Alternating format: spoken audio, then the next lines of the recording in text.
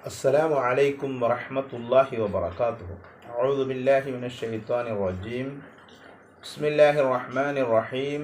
الحمد لله رب العالمين. اللهم صل على سيدنا محمد وعلى آل سيدنا محمد وبارك وسلم عليه. ഏറ്റവും സ്നേഹബഹുമാനാദരവുകൾ നിറഞ്ഞ മുഅ്മിനാത്തുകളെ, ഉമർ റളിയല്ലാഹുവിൻ്റെ കാലത്ത് നടന്ന ഒരു രസാവഹമായ സംഭവം നിങ്ങളുടെ മുന്നിൽ സമർപ്പിക്കാനാണ് ഞാൻ ഉദ്ദേശിക്കുന്നത്. ഉമർ റളിയല്ലാഹുവിനെ ഭരണം നടത്തിക്കൊണ്ടിരിക്കുന്ന കാലം പുരുഷന്മാർക്കൊന്നും പെണ്ണ് കിട്ടാത്ത ഒരവസ്ഥ എത്തിയിരിക്കുന്നു. കാരണം എന്തെന്നറിയണ്ടേ? നമ്മുടെ ഇന്നത്തെ സിസ്റ്റത്തിൻ്റെ നേരെ ഓപ്പോസിറ്റാണ്.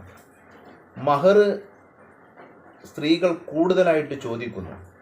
അത്രയും വലിയ മഹർ പുരുഷന്മാർക്ക് കൊടുക്കാൻ കഴിയാത്തതിൻ്റെ പേരിൽ വീട്ടിൽ പുരനിറഞ്ഞു നിൽക്കുന്ന പുരുഷന്മാരുടെ എണ്ണം ക്രമാതീതമായി വർദ്ധിച്ചു എന്ന് ഉമർ റളിയല്ലാഹുവിന് അറിയാൻ കഴിഞ്ഞു. ഉടൻ തന്നെ ഉമർ റളിയല്ലാഹുവിന് ബിംബറമേൽ കയറി എന്നിട്ട് പറഞ്ഞു, യാ യുഹന്നാസ്, ഏ ജനങ്ങളെ, ഏ സത്യവിശ്വാസികളെ, അള്ളാഹുവും അവൻ്റെ റസൂലും 400 ദിർഹമാണ്, അതല്ലെങ്കിൽ അതിൽ കുറവാണ് മഹർ വാങ്ങിയിട്ടുള്ളത്. അതുകൊണ്ട് നമ്മളും അത് പിന്തുടരണം.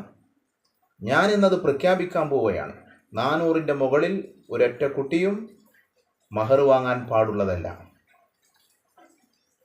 ഈ സമയത്ത് പ്രസംഗമെല്ലാം കഴിഞ്ഞ് ഉത്തരവിറക്കി പള്ളിയിൽ നിന്ന് പോകുമ്പോൾ ഒരു സ്ത്രീ ഉമർ റളിയല്ലാഹുവിനെ തടഞ്ഞു നിർത്തി. ധീരതയായ വനിത. നമ്മൾ പലപ്പോഴും കേൾക്കാറ് ഇസ്ലാം സ്ത്രീക്ക് സ്വാതന്ത്ര്യം നൽകുന്നില്ല, ഇസ്ലാമിൽ സ്ത്രീക്ക് സ്വാതന്ത്ര്യമില്ല എന്നുള്ള വാദമാണെങ്കിൽ ഉമർ റളിയല്ലാഹുവിൻ്റെ കാലത്ത് ശൂരപരാക്രമിയായിരുന്ന, വളരെ എല്ലാവരും പേടിക്കുന്ന, എങ്കിൽ ദയാലുവായ, അള്ളാഹുവിൻ്റെ ദീനിൻ്റെ കാര്യത്തിൽ ഒരു വിട്ടുവീഴ്ചക്കും തയ്യാറാവാത്ത ഉമർ റളിയല്ലാഹുവിനോടൊക്കെ മുഖത്ത് നോക്കി ഇങ്ങനെ പറയാൻ, നമ്മുടെ ഇന്നത്തെ സിസ്റ്റം അനുസരിച്ച് പള്ളിയിലെ ഒരു ഉസ്താദിനോട് പോലും നമ്മുടെ സ്ത്രീകൾ അങ്ങനെ ചോദിക്കും. ഒരു വയതിൽ അങ്ങനെ സംസാരിച്ചെന്ന് വെച്ചാൽ അവരങ്ങനെ ചോദിക്കാൻ ധൈര്യപ്പെടുമോ?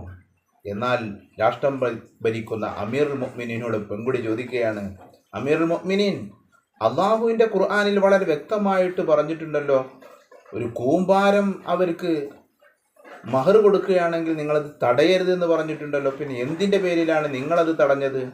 ഉമർ റളിയല്ലാഹു തിരിച്ച് ബിംബറയിൽ കയറുന്നു. തിരിച്ച് പള്ളിയിൽ പോയി ബിംബറയിൽ കയറി പ്രഖ്യാപിക്കുന്നു, ഞാൻ പ്രഖ്യാപിച്ചത് തെറ്റാണ്, അതുകൊണ്ട് ഞാനത് പിൻവലിക്കുന്നു.